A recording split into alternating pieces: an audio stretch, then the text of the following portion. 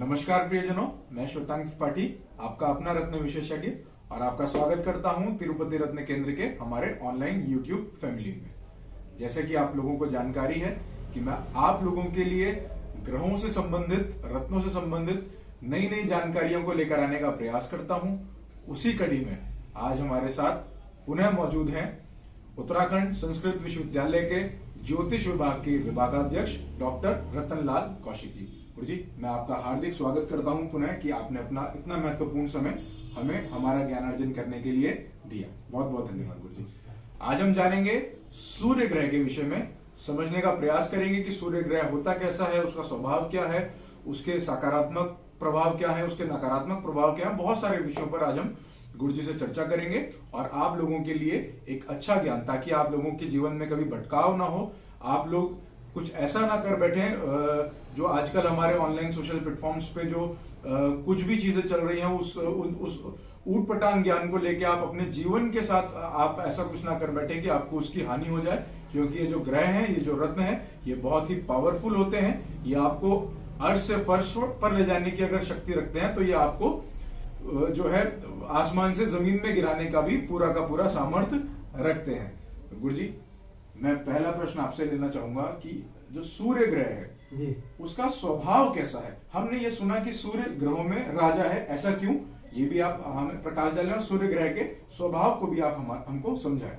जी त्रिपाठी जी, जैसा कि सूर्य ग्रह के विषय में शास्त्रकारों ने भी और प्रैक्टिकल में भी आया है कि जब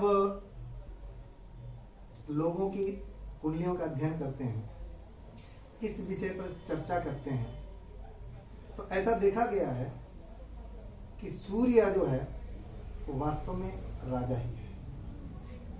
और धरातलीय स्थिति में भी यदि हम देखें तो राजा के पास ही सभी शक्तियां रहती हैं। राजा अपने अनुकूल जो है प्रजा को चलाता है और सूर्य ग्रह की स्थिति भी कुछ इसी प्रकार से है।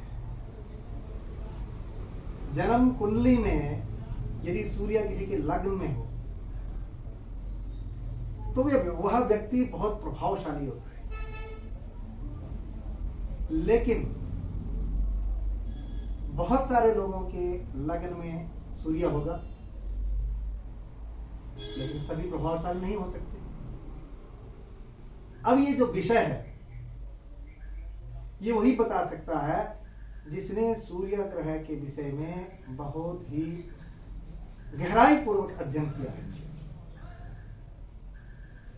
कि सूर्य लग्न में है, हम तो कह देते हैं कि आप तो बहुत प्रभावशाली व्यक्तित्व है आपका, आपके बहुत ऊंचे स्तर के जो लोग हैं, वह चाहे राजनीति का क्षेत्र हो, वह चाहे धार्मिकता का क्षेत्र हो, वह चाहे सामाजिकता का क्षेत्र हो, और वह चाहे प्रशासनिक क्षेत्र हो, प्रायः जिनके लग्न में सूर्य होता है ये लोग बड़े पदों पर हमेशा बैठते हैं। परंतु यदि सूर्य युवा अवस्था का है तभी जाकर के ऐसा व्यक्ति और ऐसा व्यक्तित्व बना रहता है।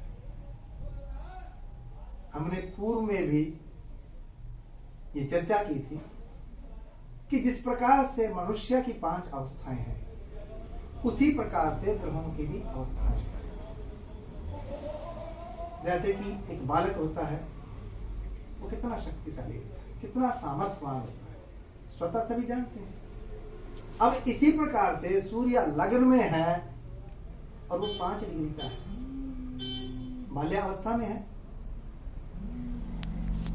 अब ऐसा सूर्य कितना व्यक्तित्वशाली बना सकता है, कितना प्रभावशाली व्यक्ति बना सकता है। बच्चे की एक सीमा है। बिल्कुल, बच्चे की एक सीमा है। हाँ, इतना हो सकता है कि वो बालक अन्य बालकों की अपेक्षा अधिक प्रभावशाली होगा, परंतु जो युवावस्था का सूर्य है और एक बाल्यावस्था का सूर्य है, एक वृद्धावस्था का सूर्य है, वो तुलना आप युवावस्था के सूर्य से नहीं कर सकते। इसलिए सूर्य से ही सारी शक्तियां अन्य ग्रह लेते हैं। आपका दूसरा प्रश्न था कि सूर्य राजा कैसे हुआ। मैंने चर्चा की कि राजा के पास ही सारी शक्तियां निहित रहती हैं, सारा एडमिनिस्ट्रेटिव अपने हैंड में रहता। उसी प्रकार से सूर्य के प्रकाश से ही अन्य ग्रह प्रकाशित होते हैं। जिस प्रकार से सूर्य का प्रकाश जब एक दर्पण के ऊपर पड़ता है और दर्पण से प्रतिबिंबित होकर के वह प्रकाश जब दूसरे स्थान पर पड़ता है तो उन किरणों में आप प्राय देखते हैं कि एक शीतलता रहती है, और जबकि जो सीधा डायरेक्ट प्रकाश मिलने वाला उसमें उष्णता रहती है, गर्मी रहती है। इसी प्रकार से जब वही सूर्य का प्रकाश चंद्रमा के ऊपर पड़ेगा तो उससे प्रकाश जो निकलने वाला उसमें शीतलता रहेगी। वही प्रकाश जब मंगल ग्रह के ऊपर पड़ेगा तो मंगल का जो प्रभाव है, मंगल का जो अपना प्राकृतिक वातावरण है, उस प्राकृतिक वातावरण से समाहित होता हुआ जो प्रभाव है मंगल का, वो अपना एक अलग प्रकार का होगा। इसीलिए सूर्य को राजा कहा गया है। सभी ग्रह सूर्य से एनर्जी लेके अपना अपने प्रभाव के अनुसार वो व्यक्ति के जीवन में अपना अपना रिजल्ट देते हैं। जी अजय गुरु जी, सबसे एक लोकमत है, बहुत आम लोकमत, उस लोकमत से जुड़े हुए आज हमने एक और गेस्ट अपने साथ जोड़े हैं। यह आम एक लोकमत रहता है गुरु जी कि जो सूर्य है वो राजनीति का कारक है। तो उस लोकमत को भी आप थोड़ा सा, जो लोगों की आम प्राय रहता है कि भाई माणिक पहन लो तो राजनीति आपकी बहुत जो है अच्छी हो जाएगी। हमने प्राय देखा भी है जो बड़े राजनेता लोग रहते हैं वो लोग अपने हाथ में माणिक रत्न धारण करके रखते हैं। तो गुरु जी, आज हमने विशेष जो है हरिद्वार, हमारे नगर निगम के पार्षद बड़े भाई परविंदर गिल जी भी आज हमारे साथ हैं। मैं चाहूंगा कि राजनीतिक क्षेत्र से भी एक प्रश्न आप लें और लोगों की जो जिज्ञासा है उसका समाधान करें। गुरु जी बिल्कुल। डॉक्टर साहब, अभी आपने बताया कि सूर्य जो है राजा होता है जी, और इसके बारे में ज्ञान जो मेरे पास है वो ये है कि कभी कभी ग्रह थोड़े कमजोर भी हो जाते हैं जी। तो अगर सूर्य कमजोर हुए तो उसको अब प्रभाव को थोड़ा सा और अच्छा करने के लिए हमें क्या क्या करना चाहिए, क्या क्या सावधानी बरतनी चाहिए? देखिए गिल साहब, आप राजनीति के क्षेत्र से आते हैं और राजनीति वालों के लिए तो सूर्य का बलवान होना ही चाहिए। बिना सूर्य के राजनीतिक व्यक्ति कभी भी अपनी राजनीति के उस पद पर नहीं पहुंच सकता। इसलिए जब किसी की जन्म पत्री में सूर्य जो है या तो वृद्धावस्था का हो या बाल्यावस्था का हो या कुमारावस्था का हो, तो ऐसी स्थिति में उनको माणिक धारण करना चाहिए। अच्छा, ये विषय तो हुआ माणिक धारण करने का, लेकिन अब इनके नकारात्मक सकारात्मक प्रभाव भी रहेंगे, क्योंकि सूर्य के पास आप जितना पास में जाओगे सूर्य जला देगा, क्योंकि सूर्य के प्रकाश जो बहुत अथाह शक्ति है।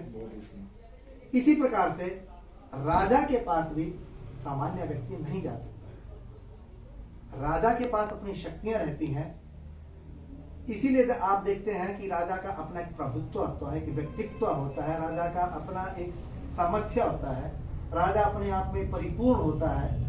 इसीलिए राजा को भूमिपति भी कहा है, पृथ्वीपति भी कहा है। तो ये स्थिति है कि राजनीति में यदि आपको उच्च शिखर पर रहना है तो आपको सूर्य को बलवान करना ही होगा। अब इसमें बहुत सारे ऐसे शास्त्रीय समाधान हैं। यदि आप मंत्र साधना नहीं कर सकते हैं, दान और जप नहीं कर सकते हैं, औषधि स्नान नहीं कर सकते हैं, तो फिर आपको रत्न धारण करना चाहिए। और राजनीति वालों को तो निश्चित रूप से माणिक्य को धारण करना ही चाहिए। परंतु मैं इस विषय में आपको एक सलाह दूंगा कि कभी भी बिना किसी अच्छे एस्ट्रोलॉजर की सलाह के बिना इसको धारण न करें, क्योंकि प्रत्येक वस्तु के, प्रत्येक द्रव्य के सकारात्मक और नकारात्मक दोनों प्रभाव रहते हैं। क्योंकि हम लोग सकारात्मक रहेंगे तो हम राजनीति के क्षेत्र में आगे बढ़ेंगे, भागीदारी जो रहेगी वो हमारे समर्थन में रहेगी, क्योंकि यही माणिक्य यदि हम गलत धारण कर लेंगे तो आपको क्रोध बढ़ जाएगा, और क्रोध बढ़ने से आप सभी जानते हैं कि उसके बाद क्या होने वाला है। क्रोध के वशीभूत होकर के मनुष्य जो है बुद्धिहीन हो जाता है, उसको अच्छे और बुरे का ज्ञान जो है उस समय वो नहीं सोचता कि मेरे भविष्य में क्या होने वाला है।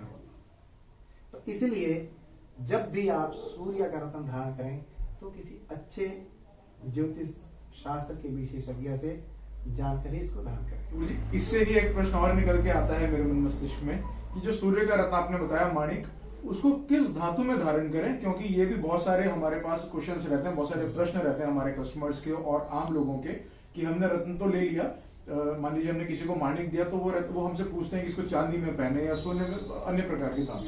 तो स्वर्ण इसको जो माणिक है गुरुजी, इसको किस धातु में धारण किया जाए, किस उंगली में धारण किया जाए और किस दिन धारण किया जाए, इसका भी आप संक्षिप्त में हमें समाधान दीजिए। देखिए ऐसा है कि